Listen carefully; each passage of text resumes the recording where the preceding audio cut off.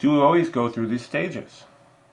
Need recognition, searching for alternatives, evaluation of the alternatives, a plan to acquire the brand, and then consume it, judge satisfaction, deal with dissonance. I mean, it makes sense if we're looking at buying a new car, picking a college, buying new clothes. But how about when we, buy a candy bar? Do you always go through need recognition, search, evaluation of alternatives, choice and post-choice evaluation? Well, the answer is yes. All right, we know we may be hungry or say, gee, that would taste good. We search our mind really quickly, say, hey, I want a Snickers bar. We may only come up with a Snickers bar, so there isn't even any evaluation. That's it. That's the winner. And then we purchase it out of the vending machine or at the counter, and then we eat it. And we may not reflect on satisfaction or dissonance. All right? So what accounts for this difference? We always go through these stages. Sometimes we put in a lot of effort. Sometimes we put in very little effort. So effort is the key factor in our decision making. So, what factors influence how much effort we put into our decision making? Well, the first one is involvement.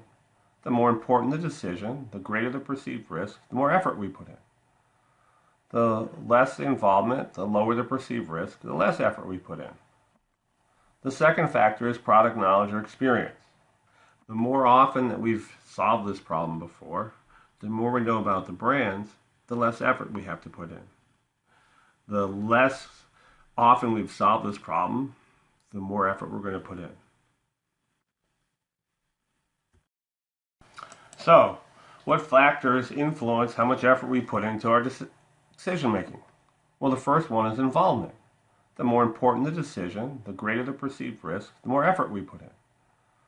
The less involvement, the lower the perceived risk, the less effort we put in.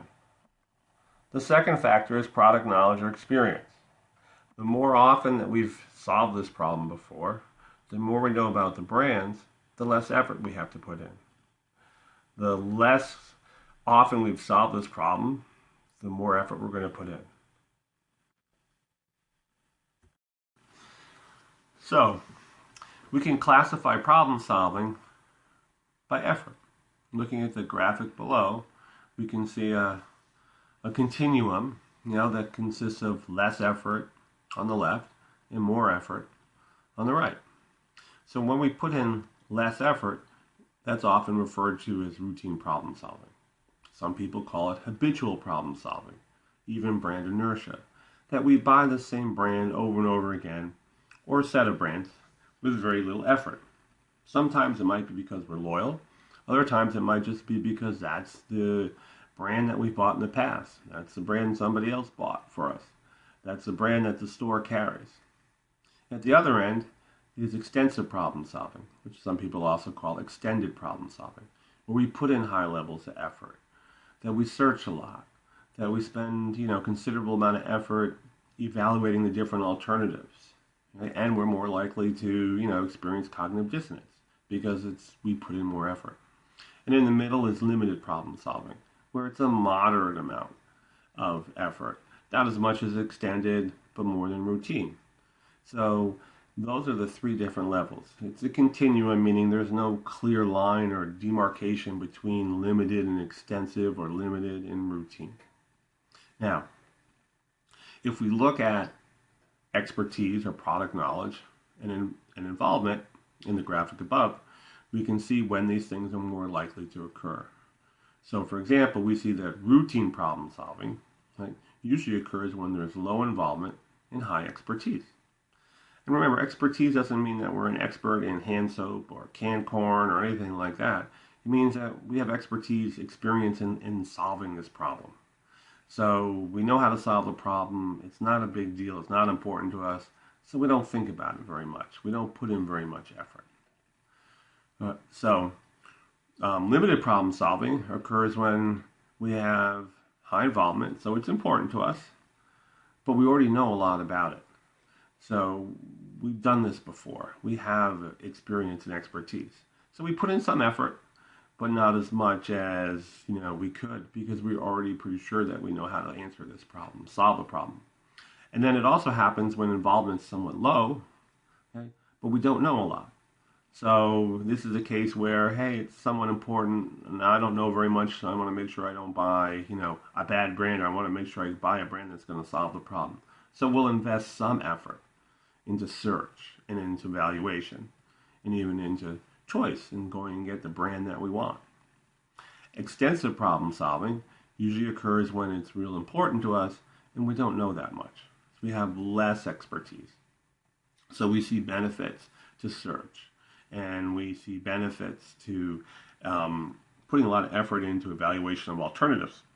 So we'll do that. And if we don't have a lot of experience and we're not confident that we can identify a good consideration set or evaluate them, we'll use somebody else to help us, whether it's a person, a website, a review site, social media. And then remember, with extensive problem solving, we're more likely to encounter cognitive dissonance. So those are the factors that influence how much effort we put into our problem solving. So one interesting question is, in thinking about this, is what is brand loyalty? You can think about it. Brand loyalty is when a consumer puts in very little effort, it's routine problem solving, and buys one brand, or chooses from one or two or three brands on a regular basis. And it's a very powerful thing, because when we have high levels of brand loyalty, it means we put very little effort into solving the problem. We already know the answer. So that means that we are on automatic pilot. It's kind of like driving your car. You can think about things while you drive your car, and you don't have to think about the fact you need to put on the brake or speed up or slow down. That's what brand loyalty becomes. It's automatic processing of solving a particular problem. So there's very little search. We don't need to search. It's all internal search. We know the answer. And it also means that we have very little motivation to pay attention to any communications from competitive brands. And that's why companies invest so much money in marketing communications and other programs to try to establish brand loyalty. It also means it's really difficult for brands that are coming into the marketplace or trying to take market share from brands that have customers that are very brand loyal. How do you do that?